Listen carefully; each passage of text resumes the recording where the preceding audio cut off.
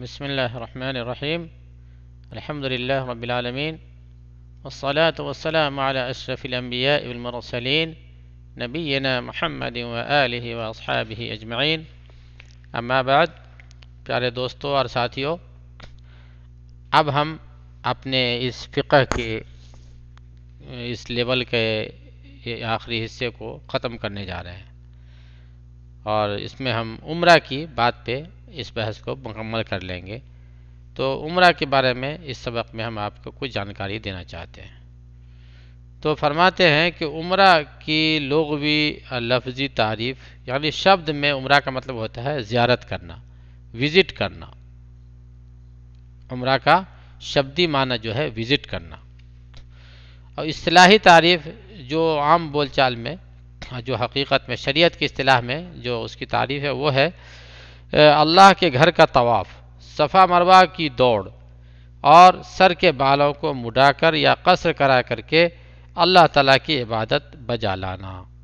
ٹھیک ہے، یعنی تین چیز جو ہے خاص طور سے ہے: بیت اللہ کا طواف، صفا مروہ کے بیچ میں دوڑ لگانا یعنی سعی کرنا، اس کے بعد جو ہے بال کو مڈا لینا یا کاٹ لینا، جو ہے یہ عمرہ اللہ کی عبادت کی نیت سے کرنے کا نام عمرہ کہلاتا ہے. آگے عمرہ کا حکم ہے. فرماتے ہیں پوری زندگی میں ایک مرتبہ واجب ہے. عمرہ جو ہے پوری لائف میں ایک مرتبہ واجب ہے. آگے فرماتے ہیں کب واجب ہوتی ہے؟ فوراً ہی واجب ہوتا ہے. اس پر دلیل حضرت عائشہ رضی اللہ عنہ کی حدیث ہے کہ نبی کریم صلی اللہ علیہ وسلم فرمایا: هل على النساء جهاد؟ قال نعم عليهن جهاد ولا قتال فيه الحج والعمرہ. کہ حضرت عائشہ رضی اللہ عنہ نے پوچھا نبی کریم صلی اللہ علیہ وسلم سے، کیا عورتوں پہ جہاد کرنا ہے؟ تو آپ صلی اللہ علیہ وسلم فرمایا ہاں، ان پر جہاد کرنا ہے جس میں جنگ اور قتال نہیں ہے. یعنی جہاد تو ہے لیکن اس میں جنگ اور قتال نہیں ہے، وہ حج اور عمرہ ہے. ٹھیک ہے نا؟ تو عمرہ جو ہے عمرے میں ایک مرتبہ واجب ہے، لیکن جس کے لیے وہاں پہنچنے کی طاقت ہو اس پر عمرے میں ایک مرتبہ واجب ہے. آگے فرماتے عمرہ کے شرطیں. عمرہ کی شرطیں کیا ہے؟ عمرہ کی شرطیں: نمبر 1 اسلام کا ہونا، نمبر 2 آزاد اور خود مختار ہونا، یعنی غلام اگر عمرہ کرے تو صحیح ہوگا مگر اس پہ واجب نہیں ہے. نمبر 3 بالغ ہونا، البتہ بچہ کی طرف سے بھی صحیح ہوگا مگر اس پہ واجب نہیں ہے. نمبر 4 عقل کا ہونا.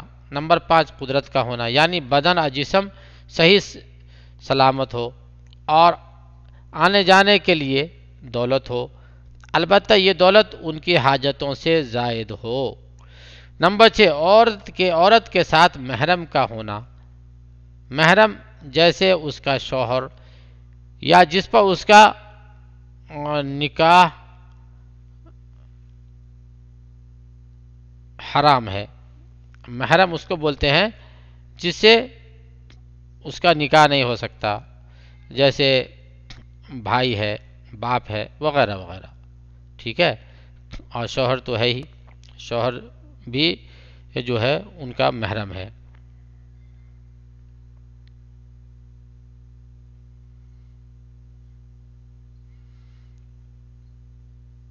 اس کے بعد جو ہے عمرہ کے ارکان ہیں. محرم جیسے اس کا شوہر یا جس پر اس کا نکاح کرنا حرام ہے. ٹھیک ہے، اس کے بعد جو ہے عمرہ کے ارکان. عمرہ کے ارکان جو ہے احرام ہے. نمبر 1 احرام، یعنی عمرہ کی نیت سے ہونا. نمبر 2 کعبہ کا طواف کرنا. نمبر 3 صفا مروہ کی دوڑ لگانا. آگے نوٹ لکھتے ہیں جس نے کوئی بھی رکن چھوڑ دیا تو اس کے بغیر وہ عبادت پوری نہیں ہوگی، لیکن جس نے احرام کو چھوڑ دیا یعنی عمرہ کی نیت ہی نہیں کی تو سرے سے اس کا احرام ہی صحیح نہیں ہوا. احرام جو ہے سب سے مین ہے. ٹھیک ہے، یعنی نیت کرنا. اس کے بعد عمرہ میں جو چیزیں واجب ہیں، عمرہ میں کیا کیا چیزیں واجب ہیں اس کو بیان کرتے ہیں.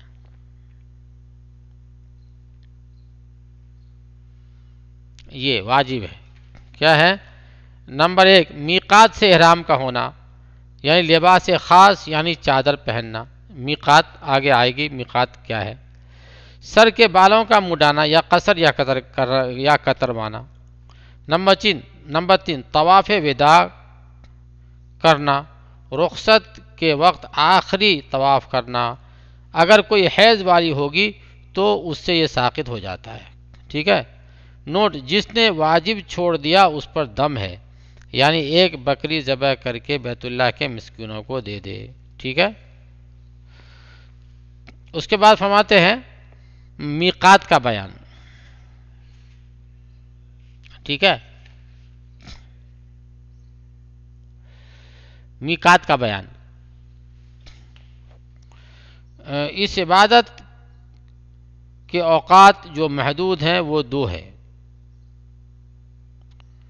میقات زمانی، یعنی کس مہینے میں یہ عبادت کرنی چاہیے، اور اس سے مراد حج کے مہینے ہیں، یعنی شوال، ذوالقعدہ، ذوالحجہ.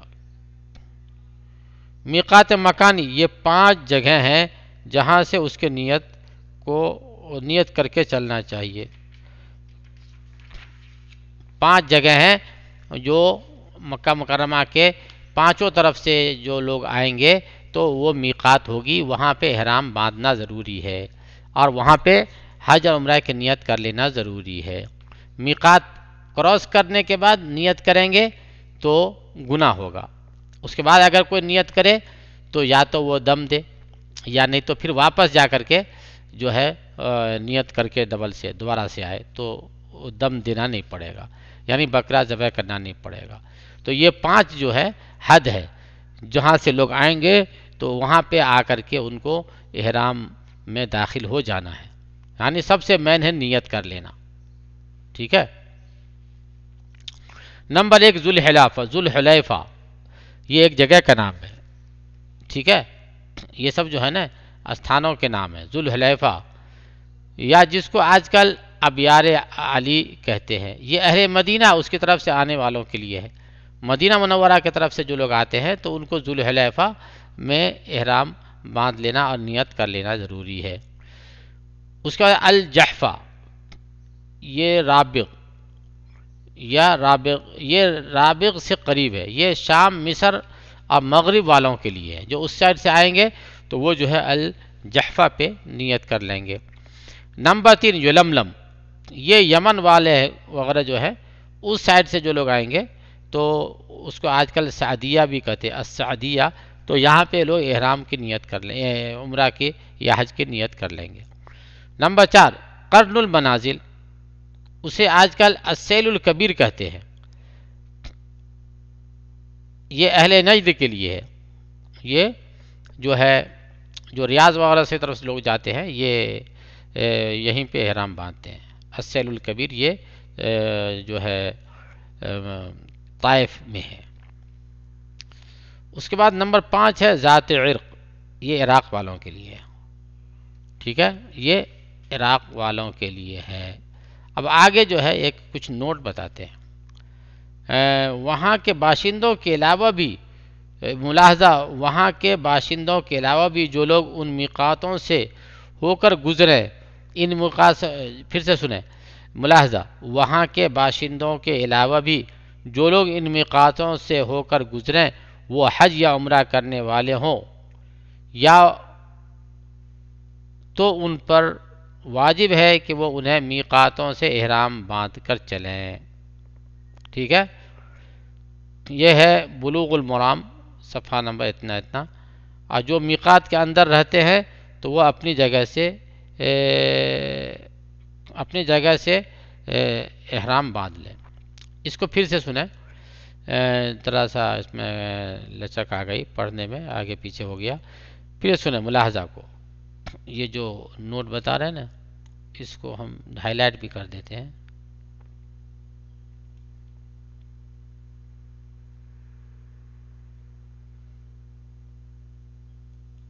ہاں، فرماتے ہیں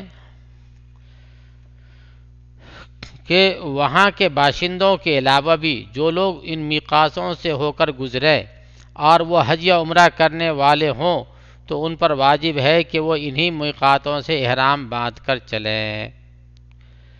اس کے آگے فرماتے ہیں جو میقات کے اندر رہتے ہیں تو وہ اپنی جگہ سے ہی احرام باندھ لیں گے، جو ان کے اندر رہتے ہیں تو وہ اپنی اپنی جگہ سے احرام باندھ لیں گے۔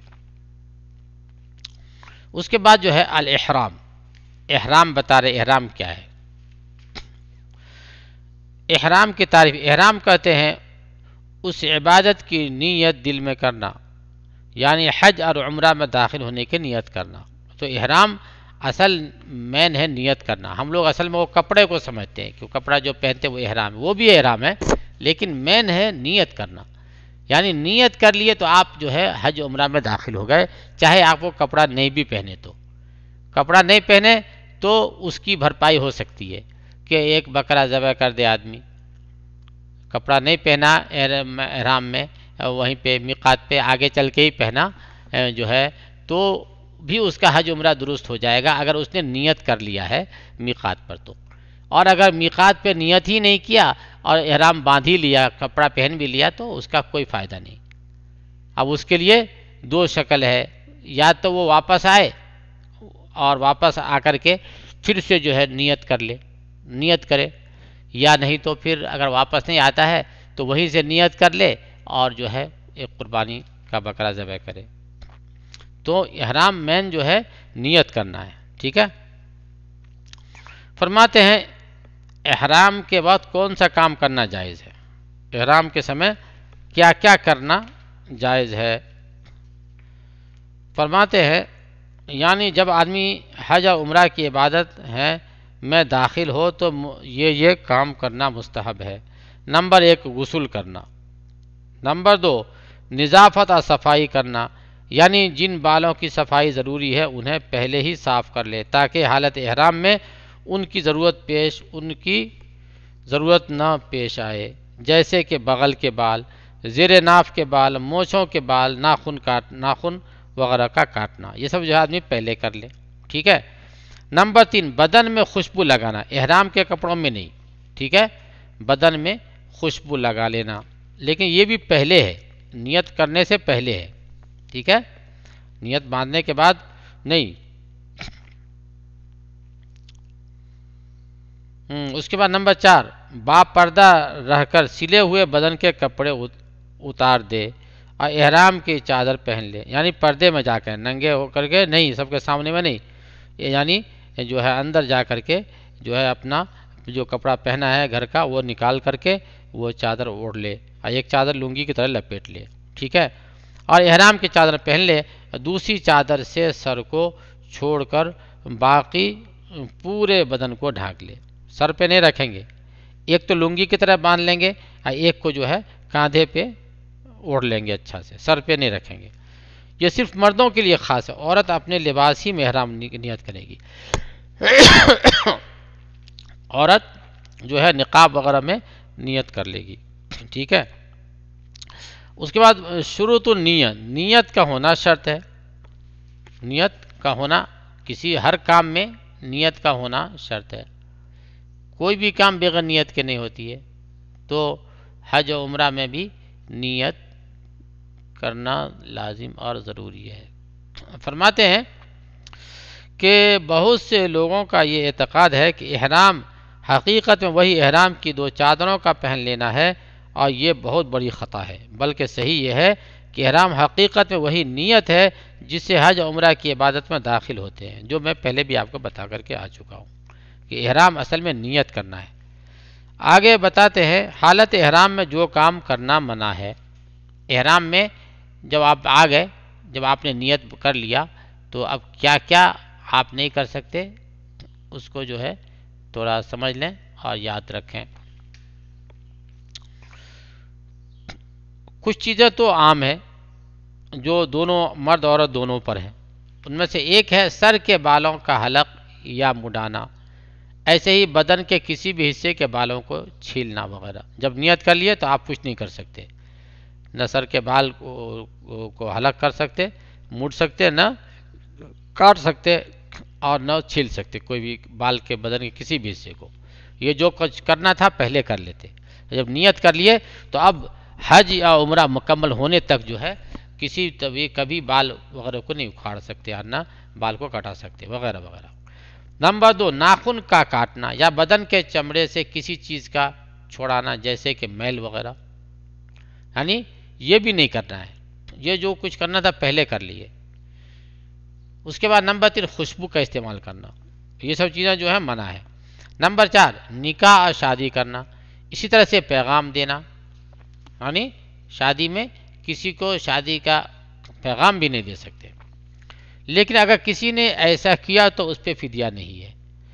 فدیہ یعنی 3 دن کا روزہ رکھنا یا 6 مسکینوں کو کھانا کھلانا یا ایک بکری ذبح کر کے غریبوں میں تقسیم کرنا. کبھی کبھی بعض حالتوں میں کرنا پڑتا ہے. لیکن اگر کسی نے شادی کا پیغام کسی کو دے دیا تو اس پہ فدیہ نہیں ہے. اس کا نمبر 5 شہوت سے بوس و کنار کرنا، یعنی بغیر جماع اور ہم بستری کے پیار کرنا اپنی بیوی کو. اگر ایسا کرنے سے منی نکل آئی تو اس پہ ایک اونٹ کی قربانی یا ایک گائے کی جس کو حرم کے مسکینوں اور فقیروں میں تقسیم کیا جائے گا. اگر منی نہیں نکلا تو اس پر فدیہ اذن ہے، یعنی تکلیف کا فدیہ کہ 3 دن کا روزہ رکھے. یعنی اگر منی نہیں نکلی تو 3 دن کا روزہ رکھے یا 6 مسکینوں کو کھانا کھلائے یا ایک بکری ذبح کر کے حرم کے مسکینوں میں تقسیم کرے. ٹھیک ہے. اس کا فرماتے ہیں نمبر 6 ہم بستری کرنا.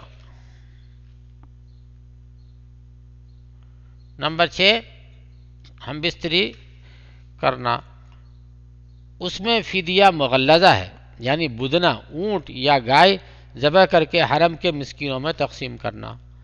نمبر 7 شکار کا مارنا، اس میں فدیہ مثل ہے، یعنی برابری کا فدیہ، جیسا جانور شکار کیا ہے اسی کے مثل دوسرا جانور خرید کر کے آزاد کر دے. یاد رکھیے کہ یہ شکار خشکی کا ہو تب ایسا کرنا ہے. اگر سمندری شکار ہے تو وہ جائز ہے، اس پہ فدیہ نہیں ہے. اس کے بعد فرماتے ہیں کہ جو کام مردوں کے لیے منع ہے، یہ اسپیشل مردوں کے لیے آگے آ رہے. ابھی یہ جو تھا یہ سب کے لیے تھا اب تک، اب جو ہے یہ مردوں کے لیے خاص ہے. اس کو ہائی لائٹ کر دیں کھو کو.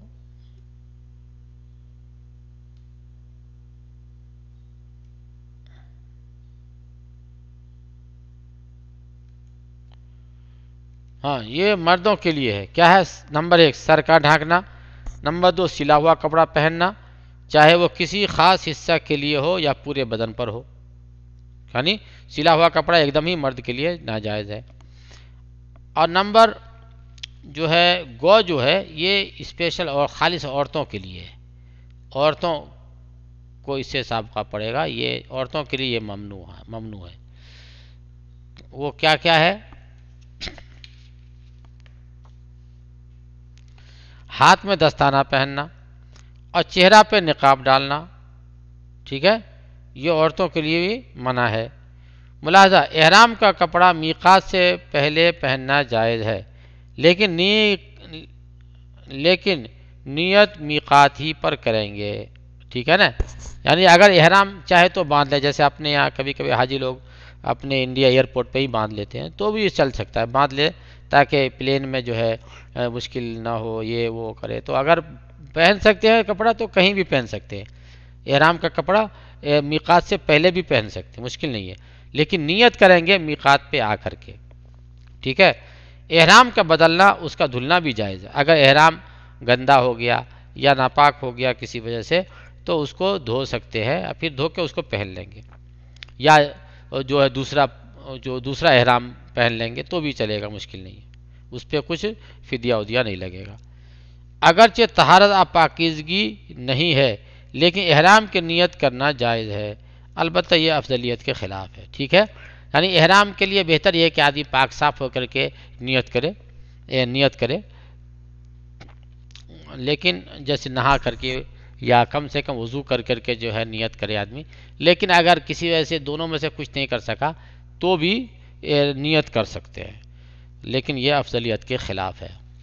تو آج ہم اسی پہ اس تیسرے لیول کا فقہ کی بیان کو ختم کرتے ہیں. اللہ تعالی ہمیں نیک عمل کی توفیق نصیب فرمائے.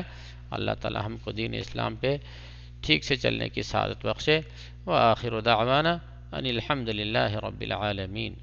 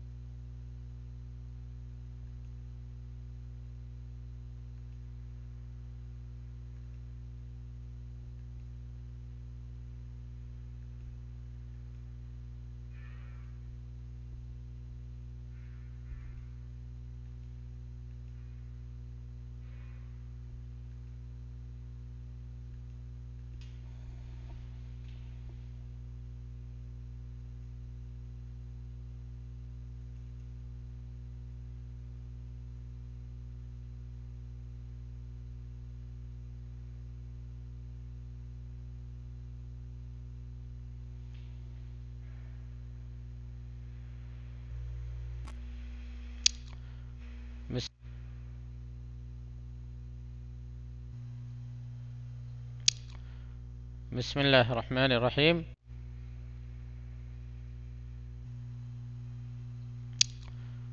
بسم الله الرحمن الرحيم.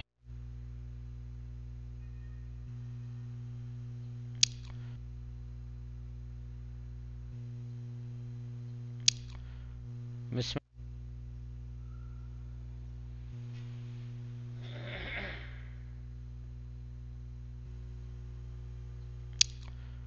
بسم الله الرحمن الرحيم.